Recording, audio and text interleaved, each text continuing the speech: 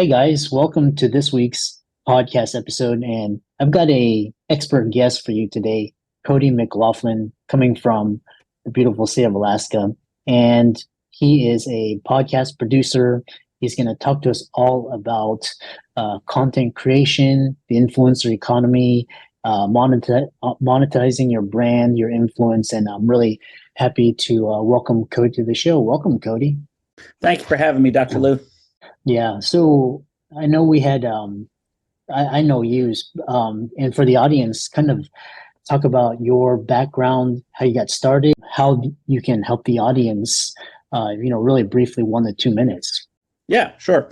So again, thanks for having me. My name's Cody McLaughlin. I am the executive producer and founder of a couple of different podcast networks. The main one is the Trout Stream Studios Podcast Network. It's an outdoor-focused and science-focused podcast network that just centers around honoring kind of ecological efforts, environmental efforts in the great outdoors. What does that mean? Executive producer of a podcast network. That just means that I work in the creator economy, creating content and doing content marketing. I got my start in that very early in my career. Started in politics, actually, believe it or not, working on political campaigns. Yeah, that's everybody's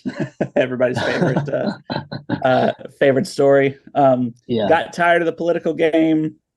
Started transitioning out. Saw a tremendous opportunity in the explosion of the podcast space, and it's really early in that space. There's a lot of interesting things going on, big technological advancements. So I put all my eggs, as it were, in that basket. Started doing more content marketing, consulting, and then produced a tremendous slew of top charting shows. So I've gotten 9 global chart toppers right now, 1 top 70 global trending show, and just had a tremendous career so far in podcasting, mostly around science, but everything from business and entrepreneurship to kids and family to education to environmental science. So that's really the coolest part about working in podcasting for me is the ability to just learn something new every day, to be in a space that I love and really help educate people in such a growing kind of content space. It's not TikTok, right? It's not 30-second, 60-second short videos. I'm getting to work with top experts in fields on really truly long form content, allowing them to tell their entire story, which I think is just, I think there's very few higher callings at the moment. Yeah, that's a really interesting introduction. And so we'll dive right into the conversation. And one thing is, I'm always exploring the new undiscovered territories. Like, now there's artificial intelligence, and we'll talk about that a little bit later. And so, talk about the beauty of a podcast and how you can expand your reach with a podcast. Because people are saying, like, I first heard of podcasting in 2018. I was like, yeah, I have to go in on this because this is a new thing. Talk about your approach to building a podcast to market your business and your channels. Yeah. So there's a number of ways to use podcasting as the centerpiece of a content marketing strategy, right? So the podcast should be where a lot of your content lives and is generated from. You can use the video functionality. I mean, this is being recorded in 60 frame per second, 4K, thanks to my Razer Kaio Pro. You look like you've got a pretty decent camera setup as well. And then,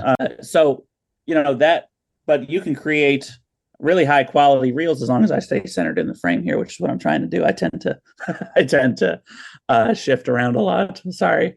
But you can create really high quality reels that can feed your social media strategy directly from your podcast in one recording space, right? Now, what does that mean? That's kind of a tactical thing. Let's go to more of a strategic discussion of it. Podcasting is really an underutilized way to establish yourself in your thought leadership, especially for doctors, right? Like your audience of doctors, tremendously underutilized tool to provide value back to your listeners in a way that's beyond just the doldrums of like business podcasting or entrepreneurship and stuff like that. There's a lot of those shows, including this one. But I think what a lot of doctors don't realize or haven't realized yet is that, a lot of the work that you do lends itself well to a passive listening experience that will create, fans who then give you social proof, who then, may call you for consults, that sort of thing, or even just up your bio in your field. And medicine is a tremendously interesting and kind of in-depth subject matter that I think more people would be interested in hearing more about, right? So, taking that opportunity and getting in on kind of the ground floor of this kind of medical science kind of like discussion, talking to experts in the field, giving your opinion on new studies that are coming out, that sort of thing in your field. Like if you're a cancer doctor, right? Evaluating studies, dispelling myths for people,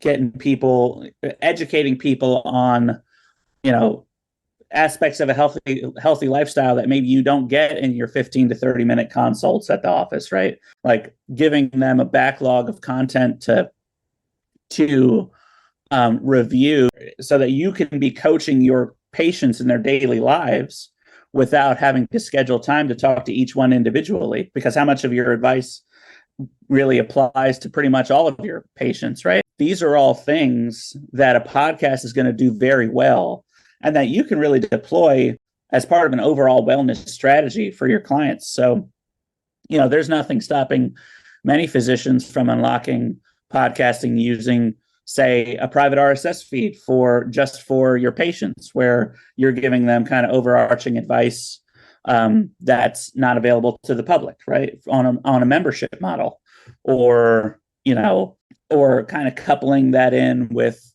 private consults, that sort of thing. There's just so many interesting things to do with it. And podcasting is really the centerpiece of a lot of those strategies because it allows you a number of things. Number one, allows you to have a really good excuse to talk to people that starts a really warm conversation with them. So that brings them in as a warm sales lead. And then on the flip side of that, it also allows you to establish yourself as an expert in a field by giving you the runway to talk at length about, the things that you want to discuss, right? That you're passionate about, that you have expertise in. And there's always a listening audience for that. So that's kind of the 30,000 foot view. Why I think podcasting is really important to the medical community. And I'm excited to see where it goes. Yeah, I have a lot of questions. So, for the audience, we love these bite size, 1 to 2 minutes. So I love your 5-minute overview. And so, we're going to dive into the specifics here. So, one thing is talking about is what are key elements that make your podcast successful, and how do you tailor your strategy to different genres and audiences? Because you've had a particular niche that you talk about, and you've been in successful. So kind of talk about just key elements, and like I said, just keep your answers like 1 to 2 minutes so we can move forward the conversation. Sure. So the key elements to your podcast. So I'm gonna give myself 5. Okay. So key elements to your podcast being successful. Number one, and really the most important one, is your listenership experience. You need to be providing value to your listeners, and with high quality media attached to it, right? So good microphone, the investment of a couple $100 in a good camera, a good microphone, which really are not that expensive. Taking the time to prepare notes ahead of time so that you know what you're talking about and kind of you're not winging it. And then, that time that you spend outreaching to guests and planning the story that you're trying to tell, right? Have something to say. Those elements, if you get those right, everything else is going to come along with it. So that's my advice for making a successful podcast. Have a maniacal focus on a great listenership experience.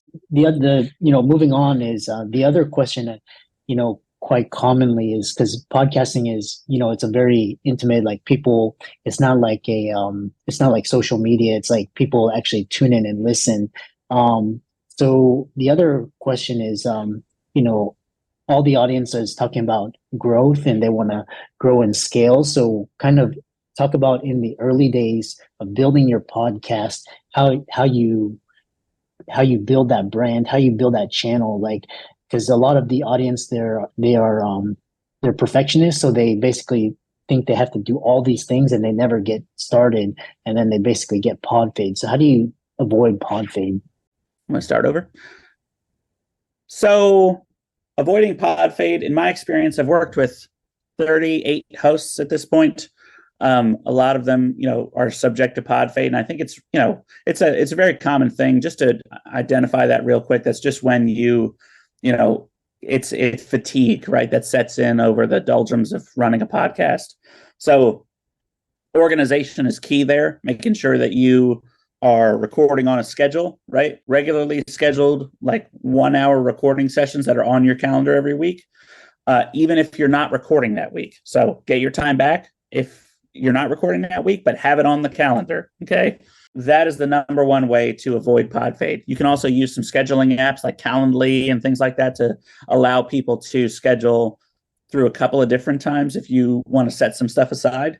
But for the most part, putting it onto a schedule makes it less of a very nebulous back and forth with guests, which is really a huge time suck for hosts.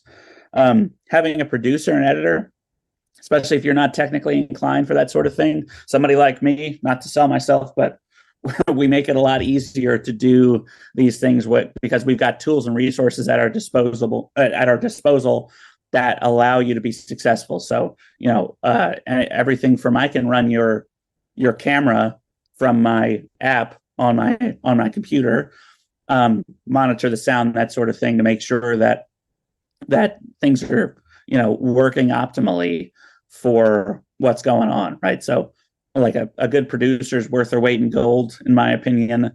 And then really from the launch standpoint, so podcasting is unique in that you can get a big bump from your launch in listenership and subscribers and stuff like that. And subscriber growth is what you should be focusing on early on.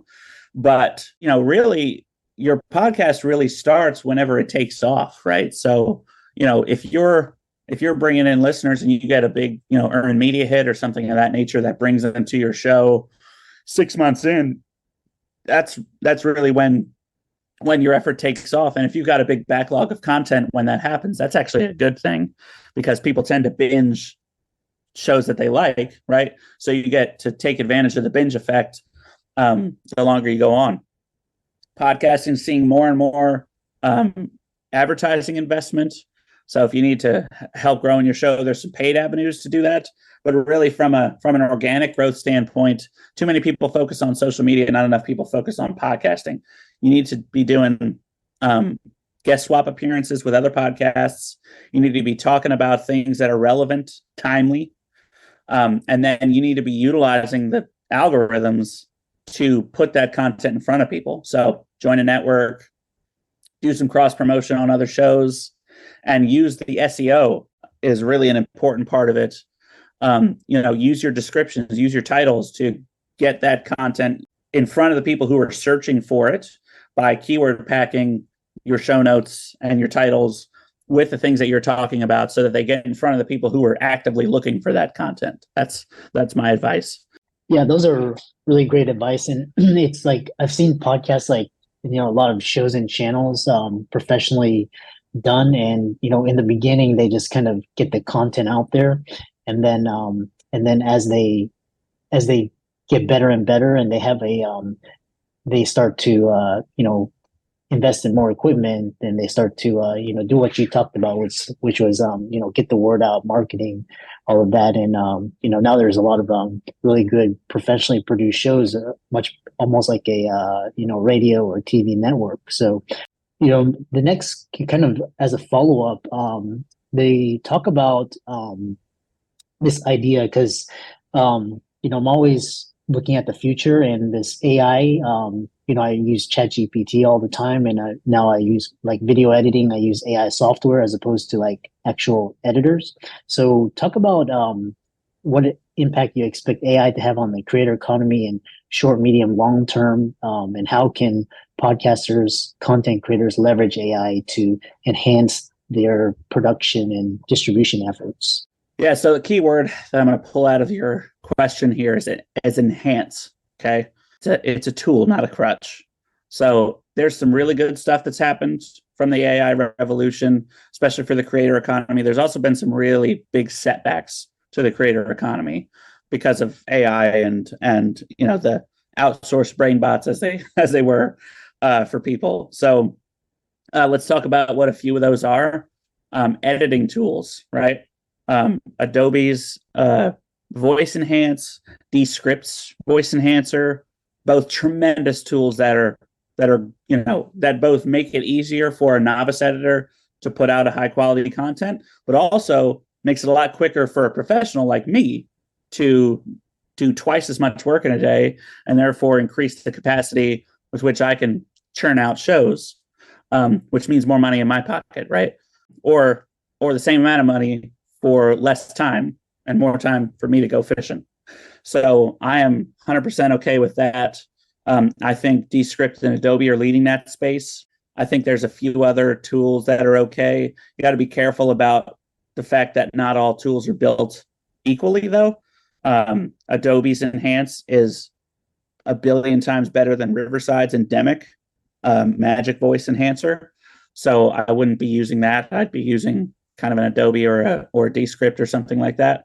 But if you're using one of the big two there, I think you're in good shape, and it'll shave a lot of time off of your editing experience. And again, maniacal focus on listenership experience is the number one thing you should be focusing on at any stage in podcasting. Other AI tools, you mentioned ChatGPT. I'm a fan of ChatGPT and generative AI for content. There's some other stuff. Cast Magic is a good tool. Again, though, from a writing standpoint, especially, I have this fight with clients all the time. It's a tool. It's not your brain. You should be using it in one of two ways, either to get the first word down on the paper so that you can write the rest of it, right? Heavily edit anything that comes from a generative AI tool, please. It hurts my heart to read these terribly strung together sentences. The other way to use it is to take what you've written and then use good prompting to keyword pack using Google's search evaluator and other tools that you can prompt the generative AI tool to help you kind of rewrite that in a more keyword friendly, SEO friendly way. So that's one. I'll actually include that prompt that I use for you here, and you can put it in your show notes as just kind of a value add to your listeners. That's a great way to make sure that your episode's getting discovered. And then the third kind of bucket for the creator economy are the clipping and kind of, social media content generator tools. Again, there's some good ones and bad ones. My top recommendations, Opus Clips is a big one. There's an endemic one to Riverside, which is okay because the editor is pretty good. But Opus Clips is a good one. And then Klaus.ai is another good one. So the thing I like about Opus Clips is that it actually tries to evaluate the viral potential of your clips. I don't know how much stock I put into it. It's not, it's a guide, not a Bible, right? But I think that anything that helps you understand the potential of the clips that you're selecting is a good tool to use. Yeah, I love that. And it's what's interesting is I love how you said AI is a tool, and so you have to use it, but it's not going to replace your brain and your creativity. And it's 10x my output, but like I said, you have to kind of use that to streamline your processes so you can do editing or various different things. It's almost like an assistant right now, and it's saved time, cost, as well as been more efficient. So I love that. I know we have 5 more minutes. So talk about ways of monetizing your podcast? Because I know, I think people are aware, just like kind of talk about how you can use your podcast to increase your income or side income streams, affiliate income, all of that, and then how can people find you and reach out to you? Sure. So monetization's got four major buckets. The first is your kind of standard ad-led monetization. It's where you're dynamically inserting at the hosting level the 30-second ads. That's a really good use case for, and especially in conjunction with sponsorships for physicians, because you guys could be reaching out to your pharmaceutical reps and stuff like that and allowing them to advertise on your show. You also have the subscriber-led model, which I already talked about. I could see a huge avenue for that with individual practices or like larger medical groups within a state that have a good followership. Up here in Alaska, my doctor's office is through Medical Network of Alaska. No reason that those guys shouldn't be doing a show that features their physicians with wellness advice, stuff like that. And then allows them to advertise relevant products at a really high CPM to people in the state who are able to make those purchases and who are involved, right? And then you have really kind of some of the tertiary stuff. So you talked about affiliate marketing, not as much, in my opinion, of a avenue there for physicians, because I think some of the sponsorship-led stuff is going to be a better, higher revenue choice for you guys. But definitely, some of the, using your podcast as a lead gen tool to start a conversation that allows you to move someone further down the line towards purchasing is certainly a good use for your podcast. It's a lot easier to get them on the phone if you say, hey, I want to interview you for my podcast, than for you to say, hey, do you want to buy this thing from me that's going to cost tens of thousands of dollars? Starts a warm conversation and then allows you to continue that conversation from a position of strength, right? So, and value provided, right? So that's the good way. So those are the four kind of avenues of monetization. If people want to reach out to me, as you asked, my company is called Troutstream Studios. We focus on science and outdoors podcasts. We've done everything from entrepreneurship to thought leadership to PTSD awareness with doctors from the Veterans Affairs Administration. You can find us at troutstreamstudios.com. You can also find me on social media on Instagram at McLaugh1985 or on Twitter at McLaugh19. And you can find Troutstream Studios on all major platforms at just Troutstream Studios. Yeah, and for all the audience, let's thank Cody for coming on and sharing his invaluable wisdom and insights. And be sure to give his socials a like and follow. Check out his company website if you're interested. And with that, thanks so much for coming on. Thank you, Dr.